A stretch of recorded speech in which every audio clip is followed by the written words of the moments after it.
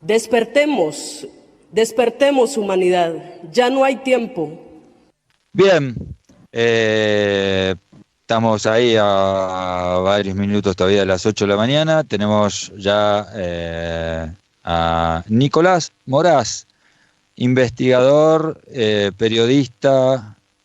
¿Cómo te defines, Nicolás? ¿Qué tal? Buen día. ¿Cómo te va, Pedro? Gracias por la invitación. ¿Cómo me defino? Bueno, yo soy periodista de investigación y divulgador. Son dos funciones distintas pero complementarias. Yo llevo ya 10 años en este oficio. Me he desempeñado como columnista de diarios, gráficos, de los digitales más importantes de habla castellana, como Infobae, de cadenas de televisión de todo tipo de tendencias. He sido presentador de radio. Actualmente, en los últimos años, desembarqué en el rubro audiovisual como documentalista. Y sí, bueno, el periodismo ha sido para mí siempre, lo ejerzo con, digamos, con la mejor voluntad y apuntando a la excelencia, pero el periodismo para mí no es un fin, es un medio, es un instrumento en la lucha por la libertad humana, que para mí es el principio superior por sobre todo lo demás, y por eso también yo soy un divulgador de la filosofía liberal y libertaria, y prácticamente todo mi trabajo periodístico está acompañado, por supuesto, con una visión, con una bandera que yo reivindico y que asumo, que es la causa por la libertad del individuo sobre el poder, ya sea del Estado, ya sea de las corporaciones o de quien quiera imponernos lo que fuere. Así Bien. que esta sería una breve definición. Si da un momento, le hacemos una pasadita, pero si no, otro día me encantaría hablar con vos sobre estas cuestiones porque obviamente ser ultraliberal, como creo vos te defines, no es ser de ultraderecha ni mucho menos, ¿no? De hecho, Pedro, hoy me agarraste en un día donde estuve discutiendo con una serie de fachos racistas, antiinmigrantes, defensores de Donald Trump. O sea, te puedo asegurar que no. Ser liberal no es ser de derecha, ser liberal no tiene nada que ver con los payasos que salen en la televisión defendiendo a Cavallo o Martínez de Oz. Por supuesto que no, con Bien. todo gusto, otro día profundizar en ello. Y antes de entrar a lo que es la idea, digamos, está claro que vos no estás haciendo política, porque a veces para atacarnos los que tenemos honestidad intelectual y tratamos de hacer las cosas de lo mejor posible desde la comunicación y el periodismo, la fácil es, estás en contra de tal gobierno y entonces te buscas argumentos para oponerte, digamos, ¿no? Pedro, o sea, acá no hay grietas, ¿no? Pedro, seamos bien claros. No solo que no participo de ningún partido ni abogo por ningún político, baso toda mi actividad periodística en una crítica y en una investigación ecuánime, siempre desde la crítica, a absolutamente todos los poderosos. En ese sentido yo soy un anarquista, nadie puede decirme que responda a ningún político, y por ser breve, la primera persona que denunció abiertamente el sistema de espionaje israelí Pegasus, adquirido por Patricia Bullrich y por el cual hoy tiene que rendir cuentas a la justicia, soy yo. El mismo Así que macrista, obviamente que no sos. Ni macrista ni kirchnerista. Más claro, échale agua, ¿no?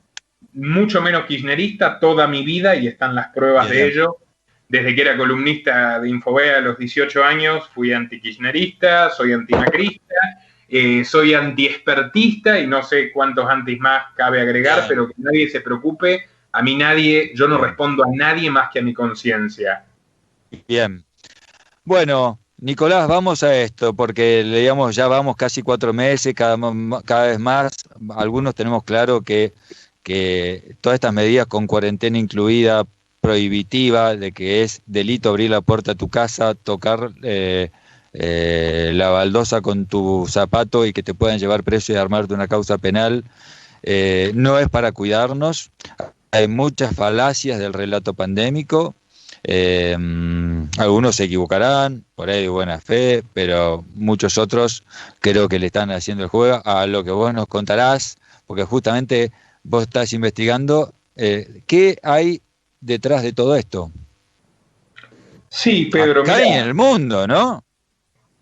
Lo que sucede es lo siguiente. Yo a lo largo de los años, todas mis investigaciones me han llevado, o sea, no es que es una elección que yo tomé previamente, sino que es el camino al que me ha llevado todo mi trabajo periodístico a lo largo de estos años. Bueno, he llegado a una idea bastante consolidada y un conocimiento que no me parece que sea ni providencial ni extraordinario, sino un conocimiento sólido y contrastado de cómo operan los lobbies. O sea, los grupos de poder que imponen determinadas políticas, o mejor dicho, respaldan, negocian con los políticos de todos los partidos determinadas medidas que les produzcan un beneficio económico o algún otro tipo de beneficio.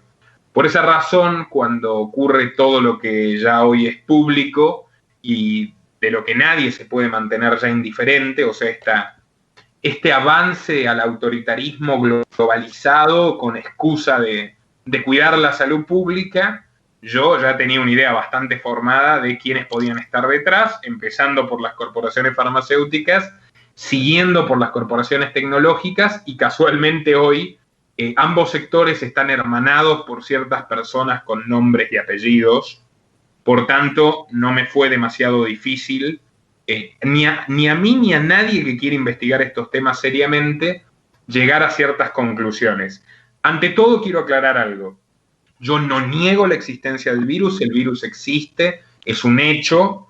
Es sumamente interesante el debate también sobre su origen, porque tenemos a un premio Nobel de Medicina como Luc Montagnier, descubridor del VIH, o al prestigioso virólogo argentino Pablo Goldschmidt en Mónaco, y a muchas otras eminencias, incluso que publican en Science, Nature y las publicaciones científicas más prestigiosas del mundo, sosteniendo que se trata de un virus o bien modificado o esta cepa puntual, no el coronavirus, esta cepa puntual de coronavirus supuestamente transmitido a través de murciélagos, o bien modificado o bien creado deliberadamente en un laboratorio, pero de todas formas ya a estas alturas también me parece irrelevante. Si hay algo en lo que estamos de acuerdo es que definitivamente esto no es una pandemia, definitivamente ese marco de pandemia apunta a justificar algo que nunca se vio en la historia, y esto lo dijo el doctor Borini, que vos tenés de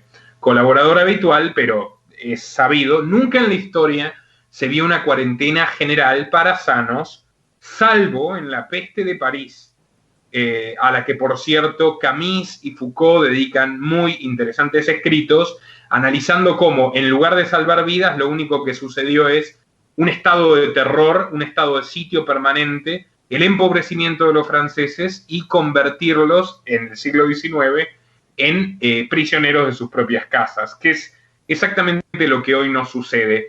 Este aislamiento no obedece a razones médicas, no tiene sustento científico, simplemente se basa en el relato oficial a través de personas que a su vez responden a intereses corporativos y políticos que no están en coincidencia con el bienestar de las personas.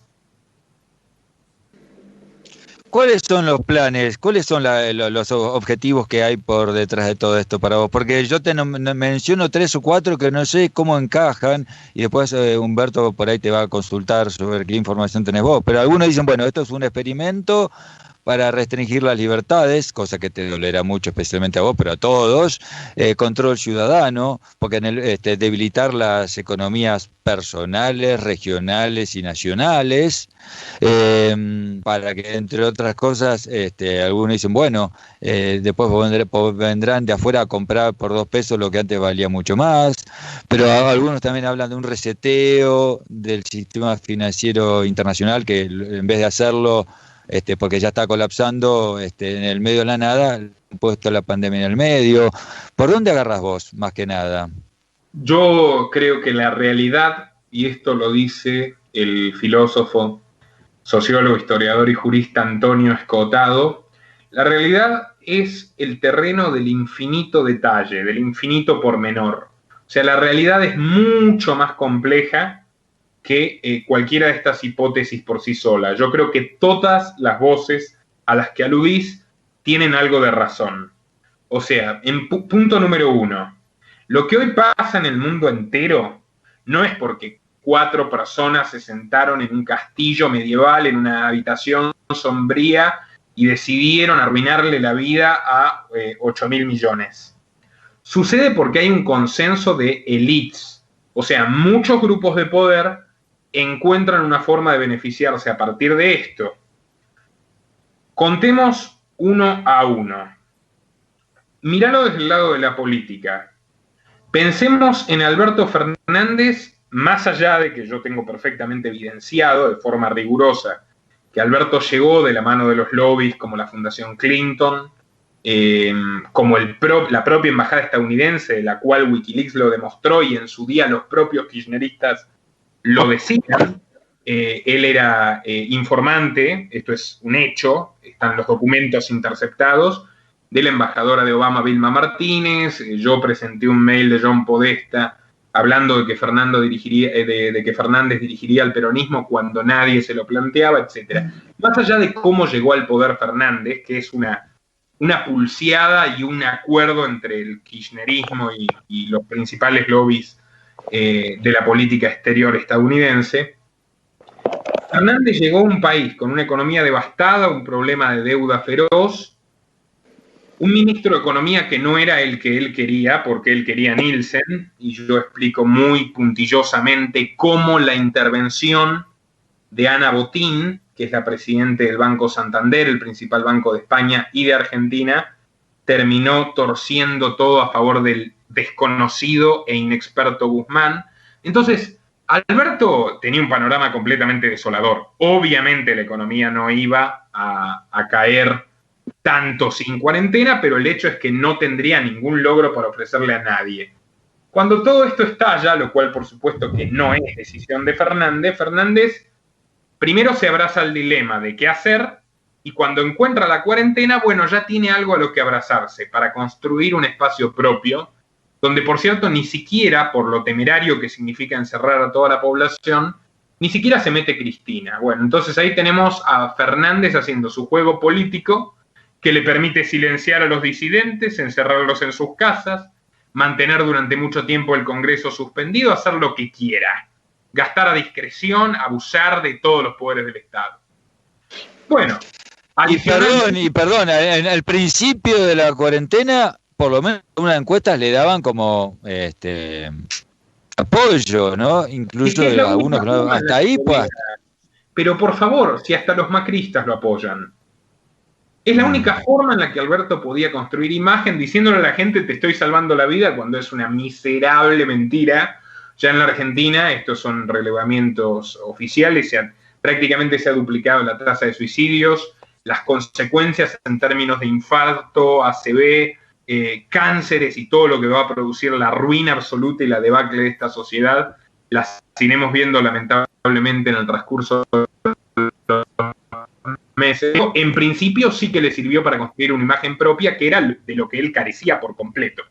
Bueno, ahí tenés el interés del político, el interés del Partido Demócrata de los Estados Unidos, que es infinitamente más poderoso, de destruir los logros económicos de Trump. Claramente yo no comulgo con Trump, pero es un hecho que Trump había logrado la mayor tasa de empleo y ahora enfrenta la mayor tasa de desempleo desde el crack del 29 y lo usan en su contra. Bueno, hay una serie de políticos que sacan un rédito político. Pero después está la cuestión corporativa. ¿Quiénes son los grandes poderosos que lucran con esto?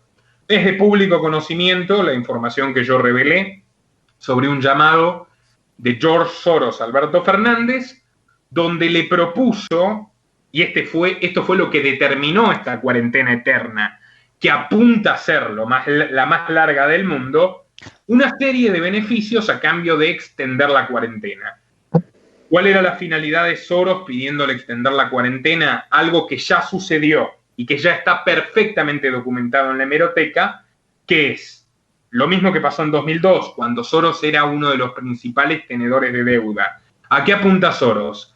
Fundir la economía. De hecho, le dijo a Alberto, acompañala de una devaluación, la devaluación ya de más del 50% del tipo de cambio real, antes de fin de año, lo podés registrar esta llamada y que yo te lo digo, empeño mi palabra, antes de fin de año el tipo de cambio oficial también se va a devaluar, esto ya no hay fuente del gobierno que te lo niegue, y entonces quien tiene capitales líquidos, como es el caso de Soros, puede adquirir, como fue en el caso del 2002, repito, una enorme cantidad de empresas argentinas. En su caso, Adecoagro le permitió apropiarse de Sancor y convertirse en el principal productor lácteo del país, en el principal terrateniente del país, en el principal productor arrocero del país, con la planta de bioetanol que logró instaurar de la mano de De Vido en el primer gobierno kirchnerista con Néstor, se convirtió en el principal productor de bioetanol de Sudamérica. Todo eso con una inversión ínfima. ¿Por qué? Porque se funde la economía y se asfixia al empresariado local de la peor forma. Lo mismo quiere conseguir ahora, lo mismo ya está haciendo, porque convenientemente, y aquí entra otra persona totalmente involucrada con lo que pasa, junto a Bill Gates, Soros y Gates integran la Coalición de Energía Innovadora, que es un club de millonarios dedicados a invertir en proyectos supuestamente ecológicos, y ellos desembarcan en la Argentina. Esto es un hecho, esto lo dije yo, pero lo ratificó toda la prensa argentina, cronista comercial y profesional, ámbito financiero. Ellos invierten en el litio jujeño tan solo 3 semanas antes de que empiece la cuarentena. 20 millones de dólares condicionan la producción de litio jujeño, que es aproximadamente el 25% de las reservas de litio a nivel mundial. ¿Cómo ganan dinero con esto? Las cuarentenas, ¿qué hacen? Que la gente se vea obligada al teletrabajo y a estudiar a través de computadora. Primero la administración pública, o sea, millonarios contratos centralizados, luego los pocos negocios y empresas que quedan en pie. Esta informatización forzosa ha aumentado, para ser más precisos, según Forbes, triplicado la demanda de computadoras y teléfonos celulares. Entonces vos ahí tenés a Bill Gates ganando a través de Microsoft y a Bill Gates y a Soros ganando a través del litio, que es el componente principal de las baterías de los teléfonos y computadoras. Por esa misma razón, ellos invirtieron en un país que ya estaba fundido, a precio de regalo se hicieron de una importantísima participación en el litio, y ahora, según el HSBC, gracias a las cuarentenas, el precio del litio antes de fin de año aumentará como mínimo un 150%. Bien. Ahora, a ver, esto Ahora, no es lo único. Permitime un segundo que quiero seguir un poco más. Adelante. Hablemos de otra inversión de George Soros en la Argentina, la principal en este momento. Es Ualá. Si ustedes indagan un poco sobre la aplicación Ualá, la famosa tarjeta de los pobres o el banco de los pobres, porque es eso lo que realmente es, un instrumento de bancarización, por tanto fiscalización, por tanto sometimiento de la economía en negro. Ualá llega de la mano de Pierpaolo Barbieri. Pierpaolo Barbieri es un historiador de 30 años graduado en Harvard que no tenía un mango. ¿Y a quién le financia Ualá a Pierpaolo Barbieri su despliegue en la Argentina? Íntegramente Soros Fund Management. Esto es público, esto está en La Nación, esto está en diarios de gran alcance. Yo jamás trabajo con blogs conspiranoicos, te hablo con hechos. ¿Cuáles son las únicas 2 empresas argentinas que han multiplicado su valor desde que empezó la cuarentena? Mercado Libre de Galperín y Ualá. Ualá entregó 2 millones de tarjetas. Ualá está en su mejor momento económico de la historia. ¿Por qué? Porque nos obligan a insertarnos en el comercio electrónico y digital, y a su vez Pierpaolo Barbieri se reunió con Alberto Fernández en noviembre, pocos días después de que Fernández se reúna con Ana Botín, que por cierto, Soros es accionista, un importante accionista, con representante en el directorio del Banco Santander. Se reunió con estos 2 empresarios y se comprometió a avanzar en la bancarización, lo que beneficia tanto a Santander, que es un banco tradicional, como Ualá, que es un banco digital. ¿Qué pasó con la cuarentena? Que la gente que no quería bancarizarse se tuvo que bancarizar igual, ya sea para cobrar, ya sea para cobrar el IFE, ya sea para pagar servicios, se tuvo que bancarizar por la fuerza. Entonces ahí tenés la ganancia del sector financiero, la ganancia del sector tecnológico, la ganancia de la minería del litio. Todos estos señores, Gates, Soros, etcétera, desinvirtieron en el petróleo un año antes. ¿Y sabés a dónde mudaron sus inversiones, Pedro? ¿A las farmacéuticas? Exactamente. A lo largo del año pasado, George Soros invirtió, por ejemplo, 38 millones de dólares, esto lo pueden ver en el diario económico español El Economista, 38 millones de dólares en acciones de Grifols, que es una farmacéutica catalana especializada en hemoderivados. Cuando Soros invirtió este dinero en mayo del 2019, Grifols era una empresa de medio pelo. Hoy Grifols es una de las compañías más importantes del mundo. Tiene un convenio firmado con el gobierno federal de los Estados Unidos, que es público, está en su página y en la página de la Casa Blanca, para fabricar hemoderivados y plasma anticoronavirus.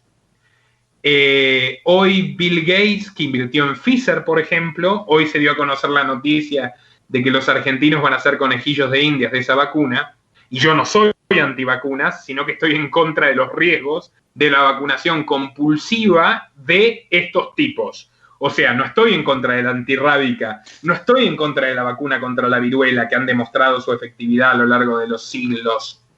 Estoy en contra de que un sujeto como Bill Gates, que ha dicho públicamente, que está en su canal de YouTube, Conferencia Overpopulation, que ha dicho públicamente que él aspira a reducir un 15% la tasa de natalidad antes del 2030, yo no confío en un sujeto de esas características que financia 7 de los 15 proyectos de vacunación contra el coronavirus. Permitime que, y ya termino, pero es para que la gente, para que no se quede suelta la idea. Dale.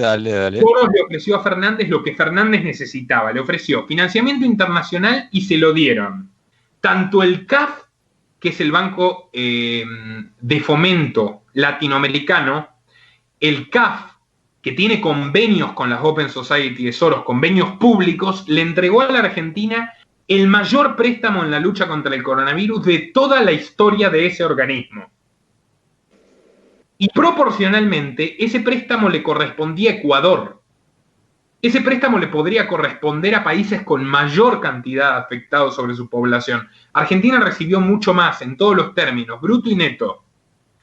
Bien. A su vez, el Banco Interamericano de Desarrollo también desembolsó dinero. En el Banco Interamericano de Desarrollo vos tenés a la directora gerente, que era ex directora de Soros Fund Management, y de ahí salió Gustavo Vélez, que es el secretario de Asuntos Estratégicos, el monje gris, el nosiglia o el manzano de Fernández. Gustavo Vélez no solo trabajó en el Banco Interamericano de Desarrollo, Gustavo Vélez trabajó con Soros en el Banco Interamericano de Desarrollo. Pueden buscar un informe sobre las políticas contra la criminalidad en América Latina, realizado por el BID, donde Gustavo Vélez agradece los fondos de Soros. ¿Sabés quién más agradece públicamente los fondos de Soros? Concretamente en un paper sobre la ley de identidad de género, el doctor Pedro Can, con cuya hija acabas de debatir. El doctor Pedro Can, el tipo que dijo que la cuarentena va a ser eterna, el ideólogo de este encierro masivo, el asesor médico jefe de Alberto Fernández, en el año 2012, y esto está en la página web de la Fundación Huésped, agradeció los fondos de la Open Society Foundation y el lobby en favor de la ley de identidad de género y de los estudios que realizó la Fundación Huésped. Ahora, vos tenés, además del interés económico de Soros y de Gates, de comprar a precio de regalo, etcétera, bueno, a todo esto también ofrecieron interceder en la deuda, o sea, interceder a favor de la negociación de la deuda argentina. Esto es público ya. O sea, después de que yo lo anuncié el 11 de abril. El 16 de abril, Martín Guzmán presentó la primera propuesta de quita, que era de un 60%. Algo que yo anticipé y no anticipó nadie más. Bueno, ese mismo día, el miércoles 16 de abril del 2020, yo invito a la gente a que lo busque. Ese mismo día que Guzmán presentó por primera vez la oferta pública a los acreedores, George Soros, en persona, no el secretario, no el empleado, no uno de los economistas que están todos a favor ahora de la Argentina, los economistas de la órbita de Soros, Steele, Jeffrey Sachs, no. George Soros en persona publicó en la cadena de negocios Bloomberg un artículo que se titula Pandemic Requires Comprehensive Debt Standards. La pandemia requiere flexibilidad en cuanto a la deuda de los países, y donde Soros dice explícitamente hay que apoyar a la Argentina y hay que tomar el modelo argentino, como si la deuda de la Argentina, que es la más grande de la historia argentina, y que es por donde lo mires inmoral, ilegítima, etcétera, fuera un modelo a seguir. Bueno, Soros y el ex director de Soros Fund Management, Robert Johnson, presidente del Instituto del Pensamiento Económico de Nueva York, el cual integran George Soros y Martín Guzmán, ambos se pronunciaron en favor de la deuda argentina. Ambos están gestionando frente a BlackRock y otros acreedores. Y el propio Fernández, esto se supo hace poco en la prensa mexicana, llamó a Andrés Manuel López Obrador y a David Martínez, que es socio de Soros, que es uno de los principales accionistas del Grupo Clarín, mexicano Martínez, para que ayuden a Soros en la negociación de la deuda argentina. Además hay una cuestión cultural, que vos la dijiste, de sometimiento absoluto, de imponernos lo que sea. Yo les hablé el 11 de abril de que había un interés, por supuesto, de estos señores. Sí. Cachito, primero tengo que hacer una pausa, entonces te voy a dejar pendiente esto. Primero, después de la pausa me respondes. Yo te conocí el 11 de abril. De hecho, no sabía antes de tu existencia, de tu corta existencia por este planeta. Ahora, para ser riguroso, quiero que después me digas, ¿estás 100% seguro? No me digas, 100% seguro que Soros en persona llamó a Fernández en persona el 7 de abril, punto 1. Y punto 2, vos estás haciendo una lista de intereses muy concretos, con rendimientos muy evidentes de muchos negocios que daría esta cuarentena en la Argentina, y no sé si se parecerán a los que se hacen en otras partes del mundo, quizás algunos sí. Ahora, ¿qué hay? Y después por ahí seguramente te va a preguntar un poco Humberto, ¿qué tenés de información respecto a que esto pueda tener que ver con, como dice Humberto, dice Quique Romero, que estuvo la semana pasada también acá en el programa junto con Humberto, de planes que vienen desde 50 años, de suprimir los estados nacionales, que para eso se intenta de disolver la familia, que se intenta disolver la religión, además de los estados nacionales. Después de la tanda, por favor, Nicolás Moraz, gracias. Despertemos, humanidad, ya no hay tiempo. Desde Buenos Aires, transmite LRI 224, AM 1220, Ecomedios. Gracias por quedarte en casa, gracias por no ser familiero, por el aguante de vivir sin fútbol, por hacer que cada día sea distinto para los más chicos, pero también gracias por salir y arriesgar tu vida para salvar muchas otras, por ir al campo, por llevar el trabajo a los más importantes, por estar ahí, en la caja del súper, como si nada hubiese cambiado. Gracias por el esfuerzo, por el optimismo, por darle para adelante, aislados, pero más unidos que nunca. Argentina unida. Argentina Presidencia. Podés vernos en vivo en ecomedios.com. Contenidos audiovisuales. Conectate con nosotros. eco@ecomedios.com. Despertemos, humanidad, ya no hay tiempo. Bien, estamos 8:10 pasaditas, me parece, de la mañana, este domingo, y seguimos con Nicolás Moraz. ¿Vos querés agregarle alguna pregunta, Humberto, a lo que yo les he planteado? Esperá que conteste las dos que me hiciste. Dale. Vos me preguntaste primero si yo estoy seguro que Soros llamó a Fernández. Mirá, yo fui bastante claro, fui claro en la primicia y fui claro en las entrevistas posteriores, que son decenas. A mí me contacta una ex colega de Infobae. Yo me fui de Infobae, que quede bien claro, porque me censuraron un artículo criticando los crímenes feroces de Israel contra la población palestina.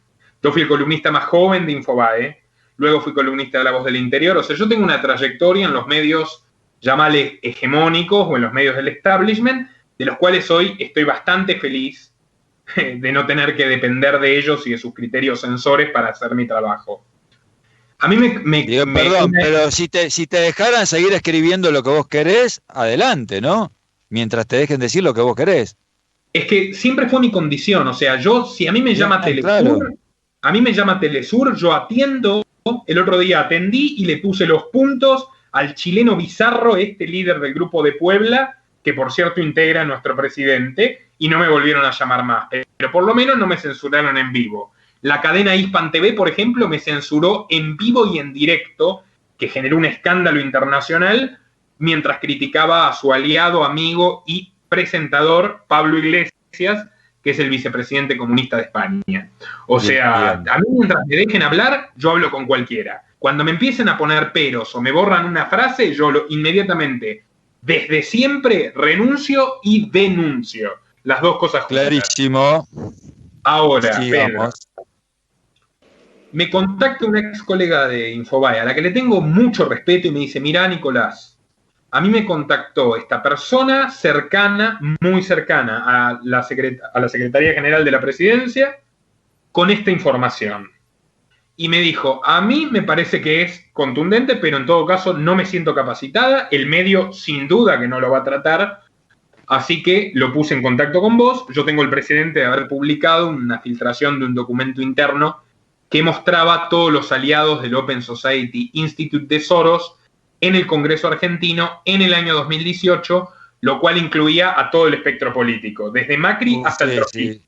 Enseguida Humberto Vinante, que está con nosotros, me pasó la lista esa que vos publicaste y está de todos los colores políticos. Que quede claro, lista que vio 500.000 de personas, lista a la que aludió el diario Clarín en una nota sobre el homicidio de un pobre muchacho que la republicó, y lista que ninguno de los involucrados negó. De hecho, Bien. Fernando Iglesias la republicó accidentalmente y después le preguntaron, ¿qué estás haciendo? ¿Pero es así o no es así? No contestó nada.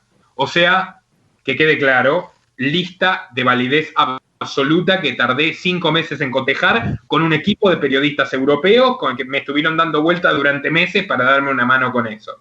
Ahora, en ese precedente, mi ex compañera me pone en contacto con esta persona me informa de este llamado, a mí me sorprendió el grado de exactitud, pero el punto era que él lo presenció, el llamado de Soros ocurrió muy poco antes de una conferencia donde muchas personas lo dijeron, muchas fuentes lo dijeron, aquel martes 7 de abril, Fernández le iba a anunciar a los gobernadores el levantamiento de la cuarentena porque la economía no daba más, porque eso le prometió Fernández personalmente a la Unión Industrial, a los sindicalistas. O sea, todo el mundo estaba esperando el levantamiento para los menores de 60 años. O sea, esa es la información que tenía todo el mundo, que tenía ámbito financiero, que tenía La Nación, etc.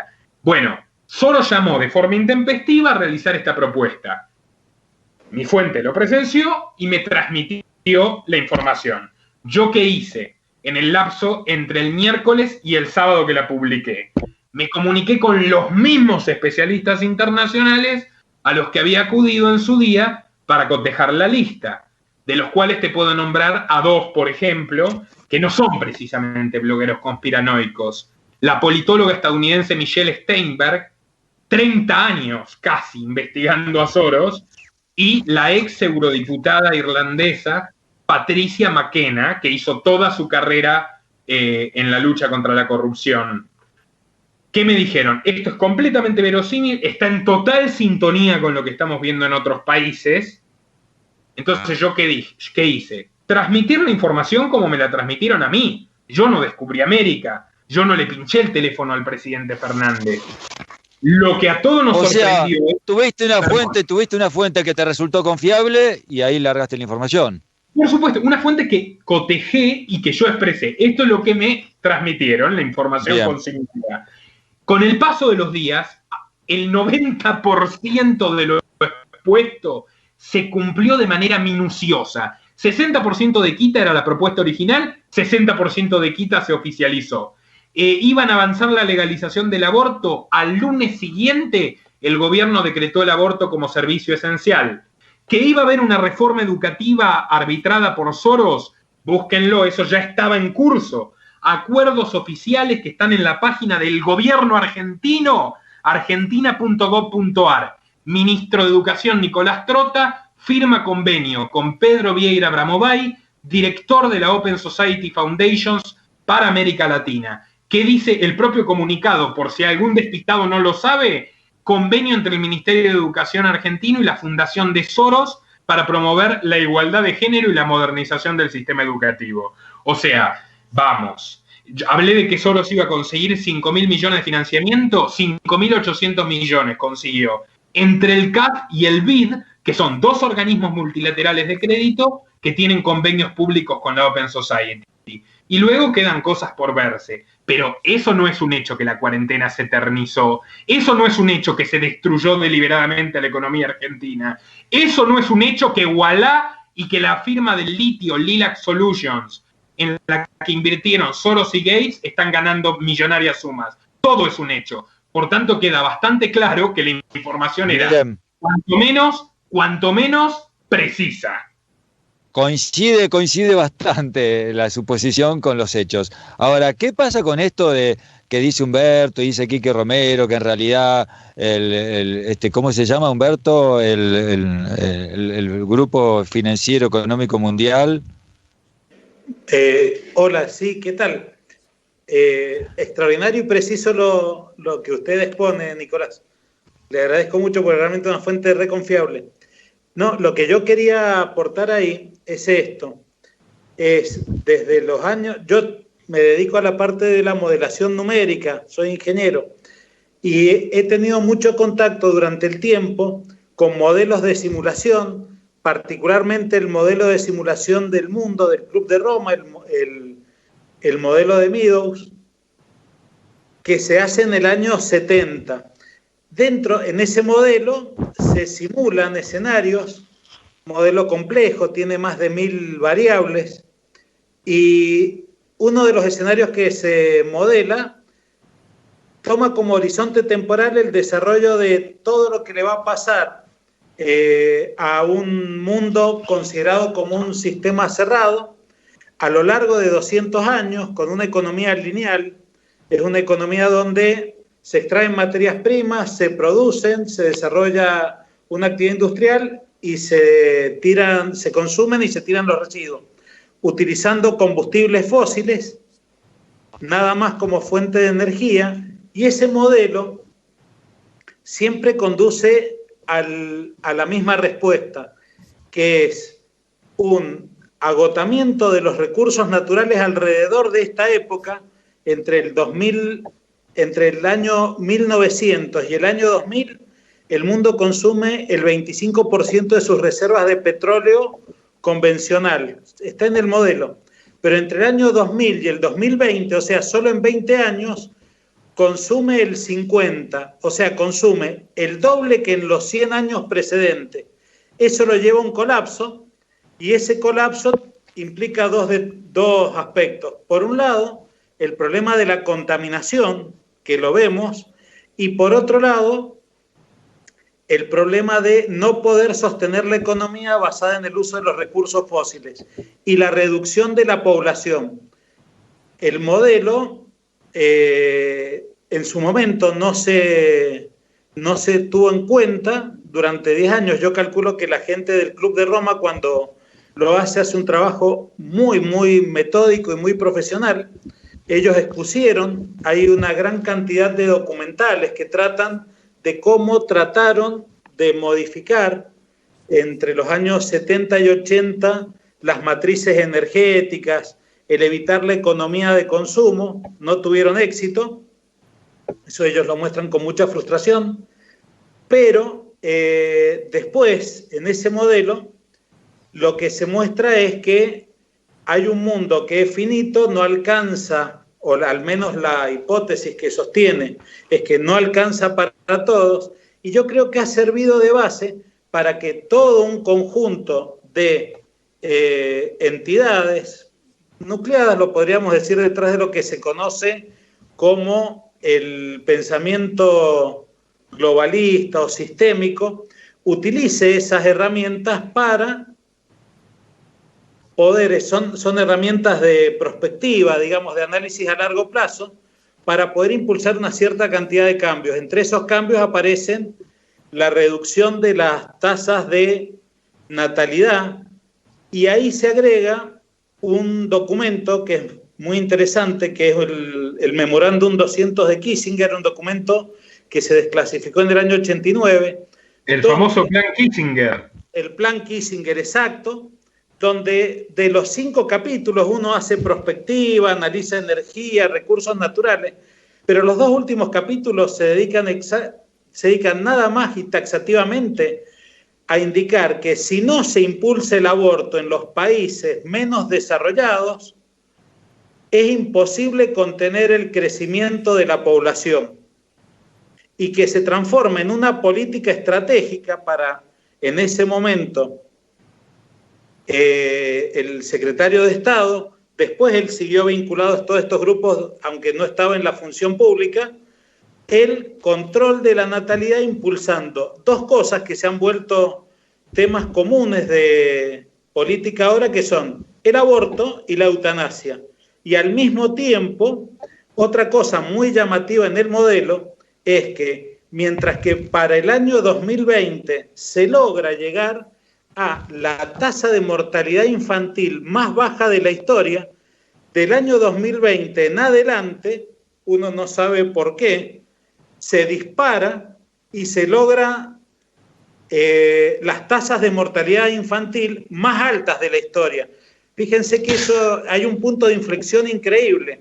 Y lo hacen a través de políticas que tienen que ver con el no acceso a los sistemas de salud, el hacinamiento, el modelo de Calhoun, un modelo de hacinamiento en mamíferos que eran ratones, fue base de estos estudios.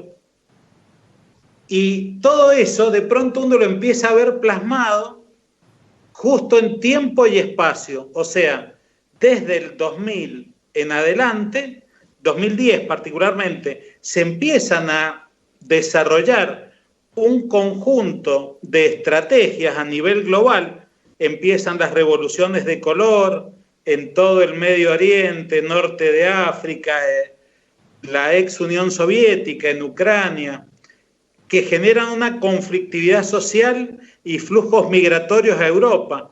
Aparecen la implementación de estas políticas de igualdad de género que generan una gran conflictividad en los países y enfrentamientos entre hombre y mujer, pero fundamentalmente también disolución de instituciones que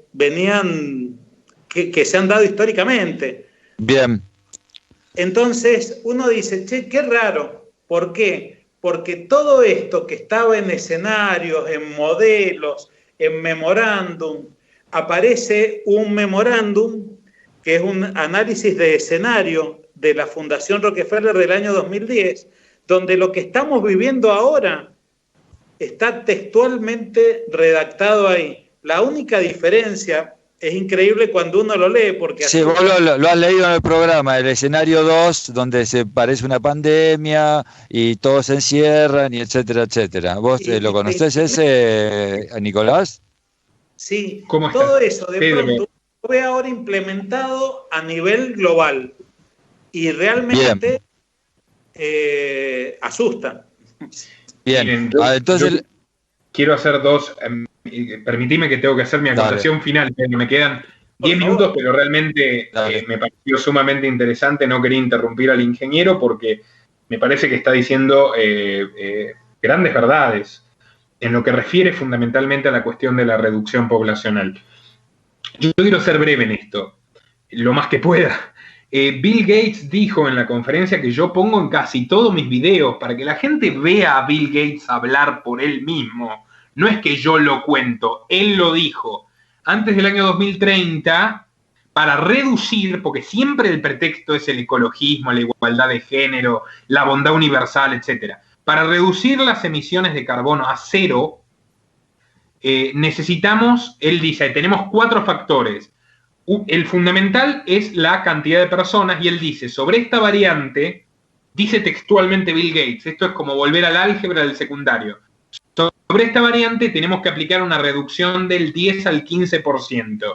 Y dice, cito textual, y está en casi todos mis videos pongo ese fragmento, a través de nuevas vacunas, que son sus vacunas, o sea, insisto, yo no soy antivacunas, yo estoy en contra de las vacunas de este psicópata,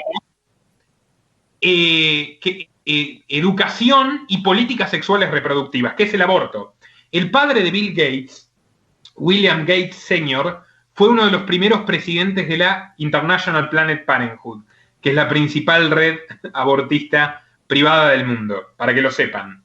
Planned Parenthood, ¿saben quién es el socio en la Argentina? Socio oficial, partner, convenio público, la Fundación Huésped del doctor Pedro Can y su hija Florencia, con la que tuviste el gusto de intercambiar hace un rato. O sea, los que nos tienen encerrados son los lobistas del aborto y del identitarismo de género que reseñaba el ingeniero.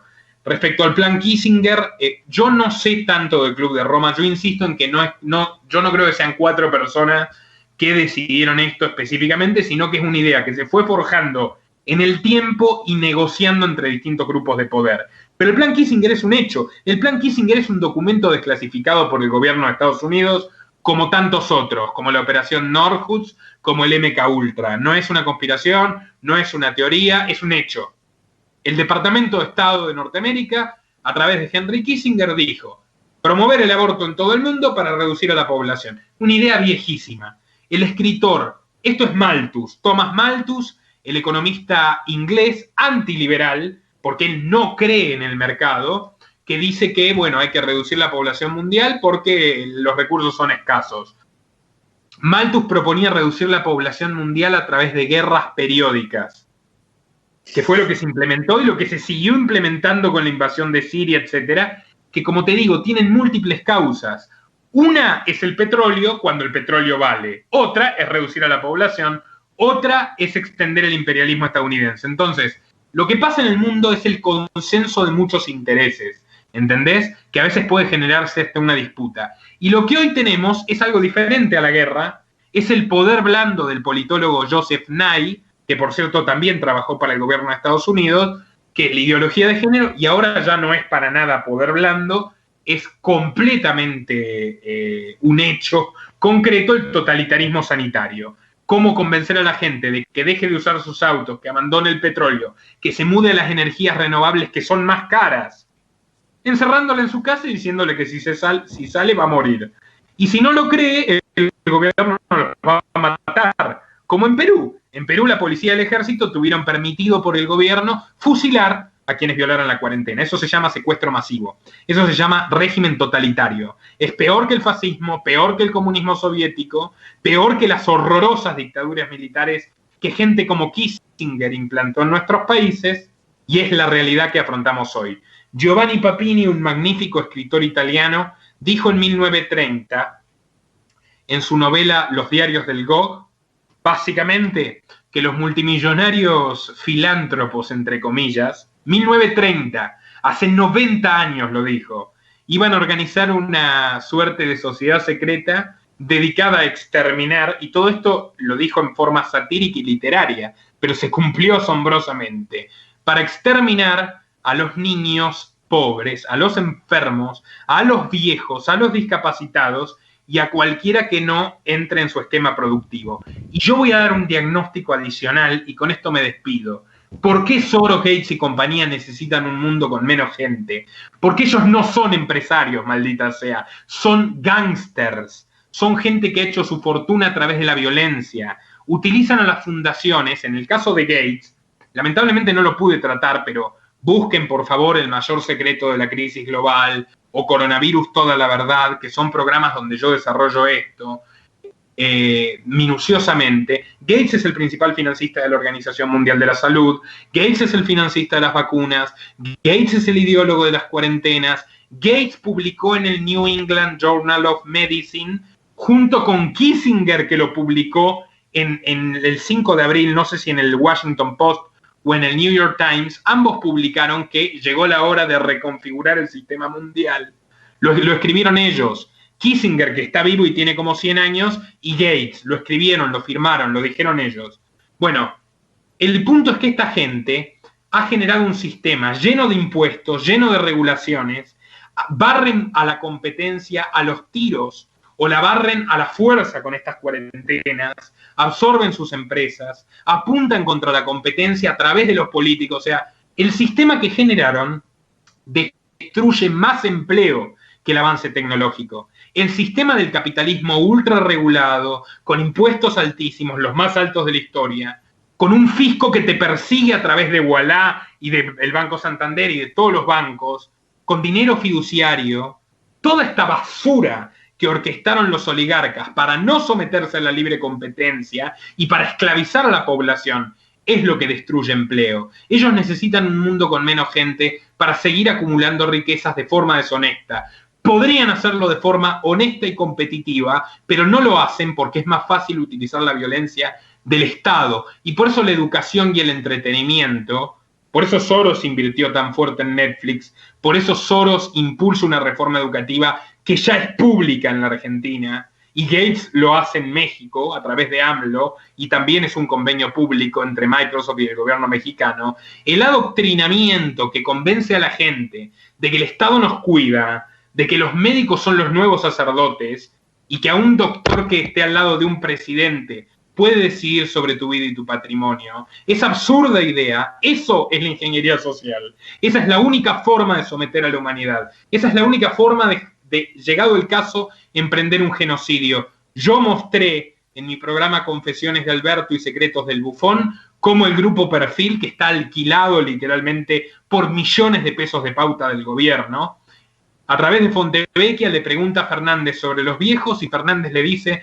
que los viejos son un costo enorme para la economía y que es terrible y que cada vez hay menos trabajo y que vamos al teletrabajo, etcétera, etcétera, etcétera. Hoy el teletrabajo es ley, a los viejos los mandaron a morir, que son justamente el grupo de riesgo, en masa a cobrar jubilaciones. Ahora les blindan a los ocupas, supuestamente defendiendo a los inquilinos, o sea, el pobre viejo que no puede cobrar su jubilación miserable tampoco puede cobrar su alquiler. O sea, ya todo lo que vemos, esto no es fruto para mí de una secta satánica. Yo soy agnóstico, escéptico. Para mí esto es claramente el interés de un grupo de psicópatas amorales que no les importa nada el derecho del prójimo y que están en contubernio con políticos que son iguales que ellos, de crápulas y de amorales, y están todos sacando beneficio y adaptándose de la mejor forma que pueden. Ese es mi punto de vista, mi diagnóstico. Para terminar, al ingeniero.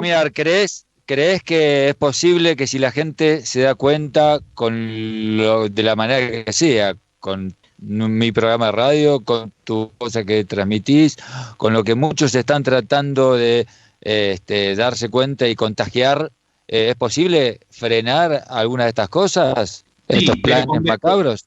Con dos palabras: desobediencia civil. No con votos, no con urnas, no con mesías, ni nacionalistas, ni entre comillas liberales, ni socialistas. No. Los políticos de acá no nos sacan. Los políticos nos llevaron hasta acá. O sea, desobediencia civil, las leyes injustas hay que desobedecerlas como hicieron Mariano Moreno y los grandes hombres de esta patria, y así terminaron todos, porque la gente no se sumó. Nos estamos jugando la libertad, nos estamos jugando la vida. Los que tienen hijos están jugando la salud de sus hijos.